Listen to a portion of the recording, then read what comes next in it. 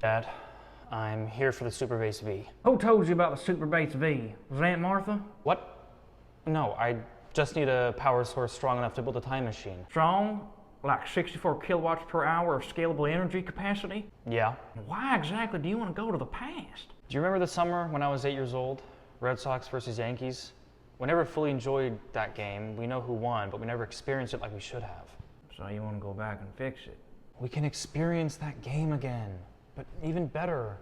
With the Super Base V powering up the fridge, we can have cold lemonade, you can have a cold beer, we can have our fan on and watch the whole game on TV instead of turning on the radio. This is why you're my son. Why do you think I got the Super Base V myself?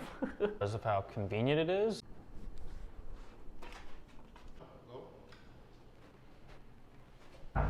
Whoa, you built a time machine already?